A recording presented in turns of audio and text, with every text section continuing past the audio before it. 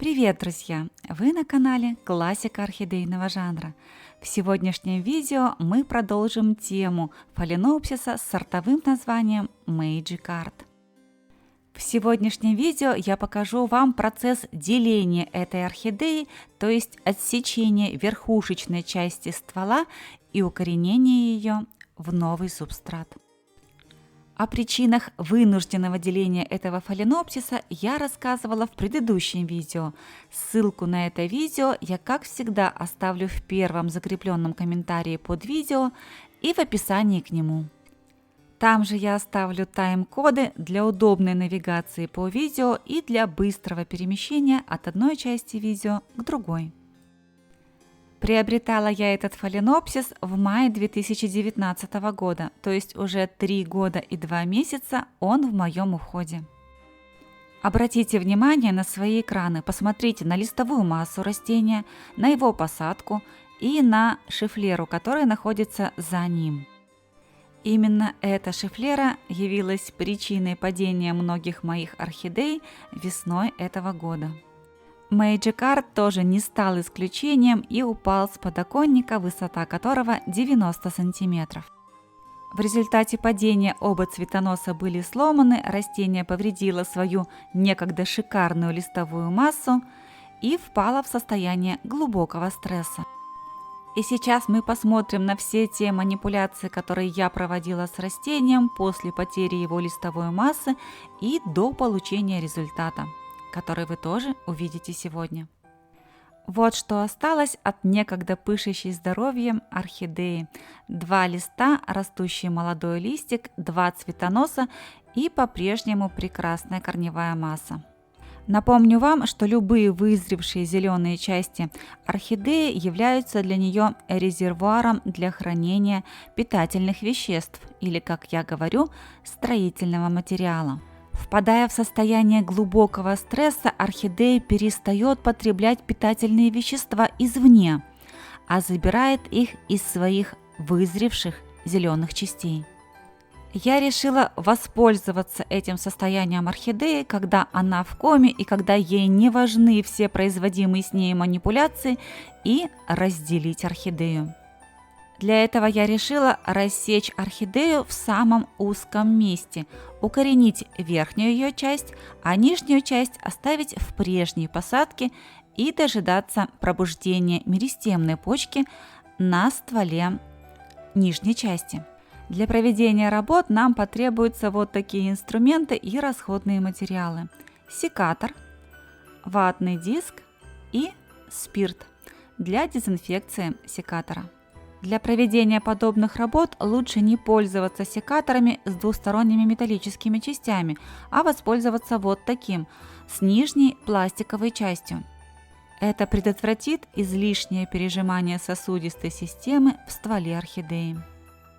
Для дезинфекции я использую этиловый спирт. Вы можете использовать любой другой спирт, продаваемый в аптеке. С помощью ватного диска протираем все те части секатора, которые будут соприкасаться с растением. Если вы используете чисто металлический инструмент, его вполне можно продезинфицировать огнем. Быстрым, резким и по возможности единовременным движением рассекаем ствол орхидеи в самом узком его месте. В то же время нам нужно сохранить как можно больше функциональных корней в верхушечной части орхидеи. Нижнюю часть орхидеи я решаю оставить в прежней посадке, не тревожа ее. Так я надеюсь быстрее получить детку из меристемной почки на стволе пня. И вот на ваших экранах первичный результат – разделенная орхидея, а точнее ее верхушечная часть с достаточным количеством здоровых и функциональных корней. Я обрабатываю обе части среза на стволе орхидеи специальным порошком. Вы тоже можете обработать для дезинфекции и для того, чтобы оба среза подсохли корицей, куркумой, садовым варом, всем чем угодно, что дезинфицирует и подсушит срез.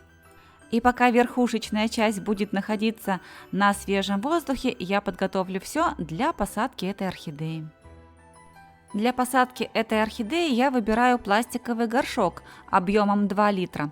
В этом горшке, как всегда, проделано огромное количество вентиляционных отверстий по стенкам горшка. Подобранный горшок для этой орхидеи велик, но я, зная поведенческие особенности этой орхидеи, зная, как быстро она наращивает корневую массу, беру горшок, так сказать, на вырост. В новой посадке я, как всегда, буду использовать фитиль. Я много раз вам говорила, что фитиль дает нам свободу. Мы можем пользоваться им, а можем не пользоваться. Важно помнить, что фитиль должен быть из синтетических материалов и хорошо проводить воду. Я использую обыкновенную бельевую веревку. Основой субстрата будет, как всегда, являться кора хвойных пород деревьев. Самая обыкновенная, самая простая и самая дешевая кора. Я много раз вам говорила, что орхидеи способны расти в чем угодно. В керамзите, в мху, в коре и даже без субстрата совсем. Если вы живете в сухом и жарком климате, ваш субстрат должен быть более влагоемким, а если вы, напротив, живете во влажном и холодном климате, то субстрат используйте менее влагоемкий и более теплый. Кроме коры и мха, в качестве составляющей субстрата я использую также глиняные черепки. Они прекрасно сохраняют воду внутри посадки и способствуют нормализации воздухо-воздушного баланса. Обязательным компонентом субстрата является кремниевит, диатомит, диатомитовая крошка, апока или любой другой кремниевый ингредиент. Этот элемент способствует лучшей аэрации субстрата, кроме того, выполняет инсектицидные функции. Ну и как я вам уже многократно говорила, керамзит в качестве дренажа я давным-давно заменила кокосовым волокном. Его я также добавляю в состав субстрата, смешивая с корой. Напоминаю вам, что перед использованием кокосовое волокно нужно очень хорошо вымочить или промыть несколько раз под проточной водой. А еще в состав субстрата можно добавить шарики пенопласта. Это тоже улучшит аэрируемость субстрата. Итак, на дно горшка с уже продетым фитилем размещаем предварительно промытое и высушенное кокосовое волокно. У меня небольшой слой волокна, буквально 1-2 см толщиной. Зная поведенческие особенности этого сорта и его способность быстро наращивать корневую систему, я выбрала для этого растения достаточно большой горшок. Это меня совершенно не смущает. Фитиль размещаем односторонним способом в месте наибольшего скопления корней с одной стороны корневой системы. Таким размещением фитиля мы даем орхидее выбор. Она может направить свою корневую систему в сторону наибольшего увлажнения субстрата, то есть там, где проходит фитиль, а может уйти в другую сторону и содержать свои корни более сухо. И уже сегодня мы с вами сможем посмотреть, какой выбор сделала орхидея. Ну а дальше все очень просто. Заполняем все пустоты в горшке субстратом. Субстрат укладываем не слоями, а в смеси всех составляющих. При этом, если вы забыли добавить в смесь какой-то компонент субстрата, вы вполне можете его добавить в процессе. Вот я забыла добавить в смесь кремниевит и апоку, а теперь засыпаю ее просто сверху. Мелкие компоненты прекрасно просыпятся между корой. В данном случае под стволом орхидеи пустота. Туда не подложен ни кусочек пенопласта, ни большой кусок коры, ничего. Там будет вентилироваться, потому что там произведен срез. И еще обратите внимание, в данном случае я произвела посадку во влажный субстрат. Место среза не контактирует с субстратом, а для корней его влажность только на пользу. В период адаптации после деления орхидея будет получать максимальное количество света исключая попадание прямых солнечных лучей на нее. То есть в дни с переменной облачностью эта орхидея будет находиться на открытом балконе, а в солнечные и жаркие дни с открытого балкона я ее буду забирать. Во время адаптации, после покупки, после деления или после пересадки все мои орхидеи поливаются только микрополивом. Микрополив – это частый и регулярный полив орхидеи каждое утро и каждый вечер с помощью спринцовки объемом 35 мл я поливаю свою орхидею. Для полива я могу использовать как обычную кипяченую воду, так и настой целебных трав и растений. Такой полив я произвожу до вступления орхидеи в новую стадию активности, то есть до проявления корневого, листового или любого другого роста. Когда растение показывает всем своим видом, что готово расти и развиваться, я перевожу его на полив проливом. Об алгоритме полива орхидей в зависимости от фазы или степени ее активности рассказано в отдельном видео «Как поливать орхидеи правильно». Поливать орхидею проливом можно также с помощью спринцовки. Просто количество поставляемой орхидеи воды увеличивается. Орхидея поливается до тех пор, пока вода не начинает стекать в поддон под орхидеей. После этого лишняя вода из поддона сливается. Ну и, конечно, для быстрой адаптации в новой посадке, для быстрой регенерации тканей орхидеи после деления я применяю целебные лекарственные растения. В прошлом видео я рассказывала вам о лекарственных свойствах просто великолепного целителя, обыкновенного подорожника.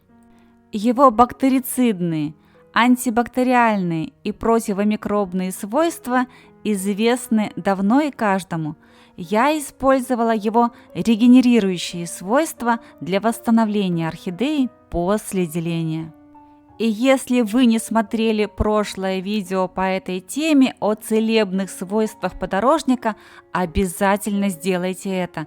Ссылку на видео я оставлю в описании под видео и в первом закрепленном комментарии под ним. Для быстрой регенерации орхидеи и для активации к дальнейшему росту и развитию я использовала сок подорожника. Натуральный, стопроцентный, свежеприготовленный сок. С помощью кисточки я нанесла сок на листовые пластины фаленопсиса и залила сок в центр розетки.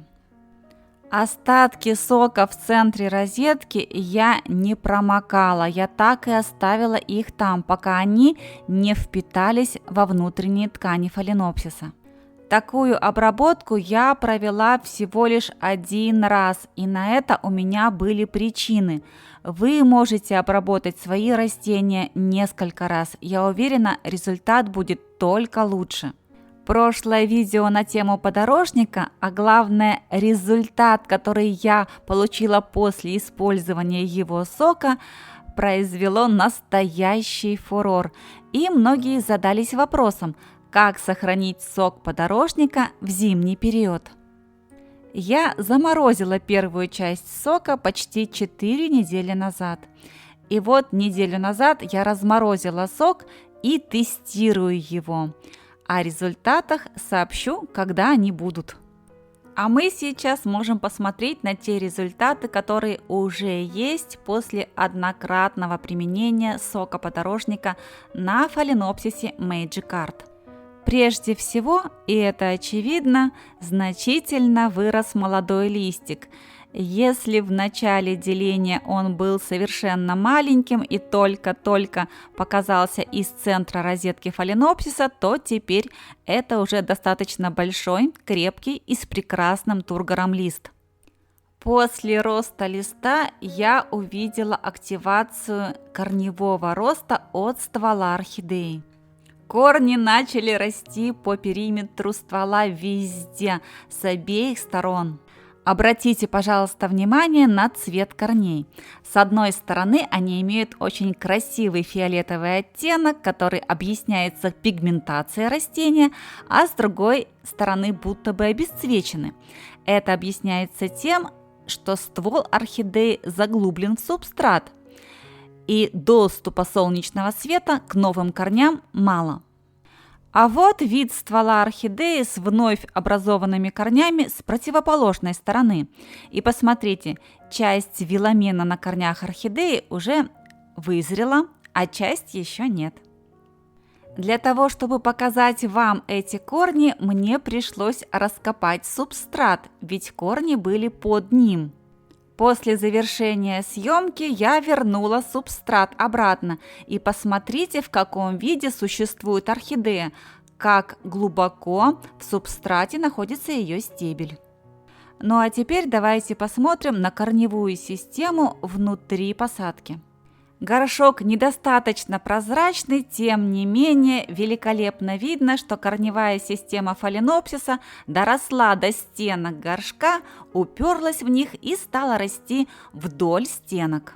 Но больше всего мне было интересно пронаблюдать за поведением самих корней. Куда пойдут корни этого фаленопсиса? К фитилю или от него? И вот я нахожу концы фитиля и начинаю наблюдать и за ним, и за корнями. И что я вижу? Порядка 3-4 корней направились к фитилю, очень удобно вокруг него обосновались, находятся в слегка влажном виде и постоянно поглощают воду. При этом фитиль по-прежнему не работает в полной своей функциональности, то есть не находится постоянно в воде. Внутренний горшок по-прежнему существует без внешнего кашпо, а влажность фитиля поддерживается лишь за счет полива проливом. Уже такие великолепные результаты в течение первых нескольких недель после деления и пересадки могли порадовать любого. Это и корневой рост внутри посадки, и корневой рост от стебля орхидеи, и рост листа. Но у нас еще есть бонусный результат.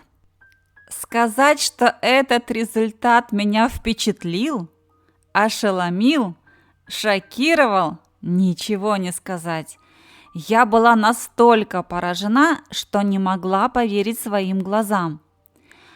На 2 цветоносах этой орхидеи пробудилось сразу 8 меристемных почек.